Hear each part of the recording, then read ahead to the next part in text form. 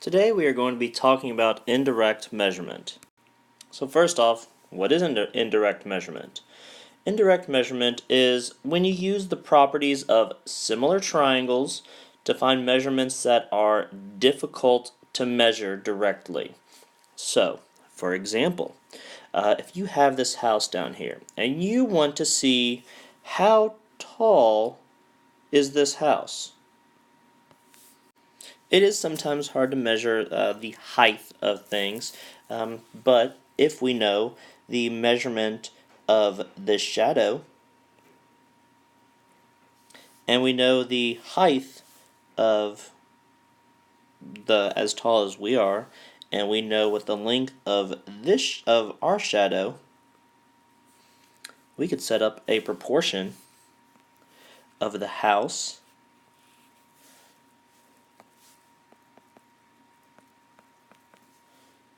and then the height of me. I know that I am, let's just say that I'm 70 inches tall.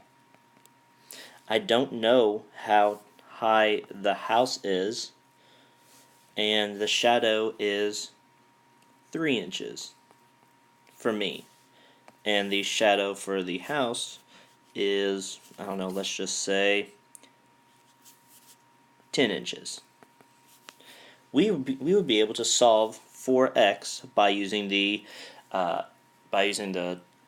proportion method, where just using the butterfly method. So 70 times 10, which would be 700, and then 700 divided by 3, that would give us the exact height of our house in inches.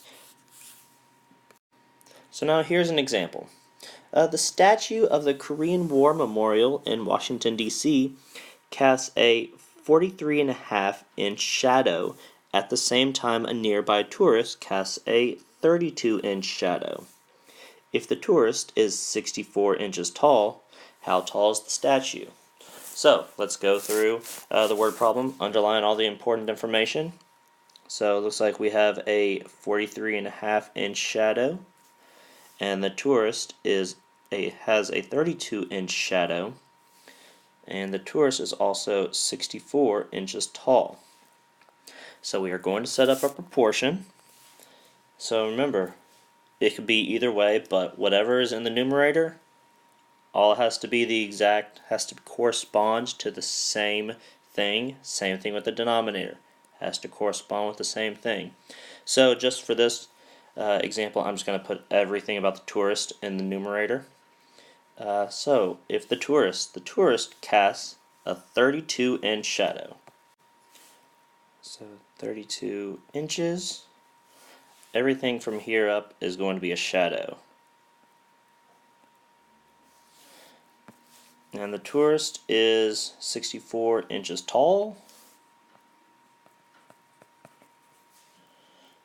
And this, I need the height.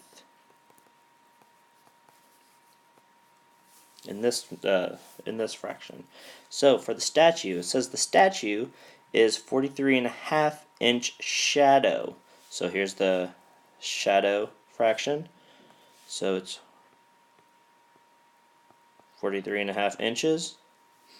We are trying to find the height. So with that, I'm just going to make that an x. Now all that we have to do is to cross multiply to solve for x. So 43.5 times 64 is 2,784. 2,784. And then 32 times x is equal to 32x. Now I'm just going to rewrite this down over here. So 2,784 is equal to 32x. Now to get x by itself, divide by 32. Divide by 32. And in this case, x is equal to 87 inches. So just be careful to set up the equation, set up the proportion correctly. That's very important. So now it's your turn. We have two similar triangles here. We have triangle A and we have triangle B. And we have a nice little pond because it's blue and it's the pond. You are trying to find the distance across the pond if these two figures are similar. So you have 16 meters, 10 meters, 20 meters. Solve for x. So I want you to pause the video, unpause it when you're ready to see what I've done. Okay, so if we have these two triangles, I'm going to put all the information for A in the numerator and all the information for B in the denominator. That's just the way that I'm going to set it up. So, for all the information for A, what do we have? So we have, looks like we have one of the sides is 16 meters, and the other side is x. Now, for B, we want to find which side corresponds with 16 meters. So in this case, it looks like we have the right triangle here, and we have the right triangle here as well. So what's corresponding is the 10 meters. Those correspond together, so 10 meters. Now what corresponds with x is the 20 meters. Now, this is how you set up the proportion. Now all you have to do, solve. 10 times x is 10x. 16 times 20 is 320. Now you have 10x is equal to 320. Solve for x, which means you divide by 10. When you do that, x is equal to 32 meters. Remember that you need to put in your units as well. So in this case, x is equal to 32 meters. Quick little time for review. Just want to wrap this up. First thing, use proportions when you solve for indirect measurement.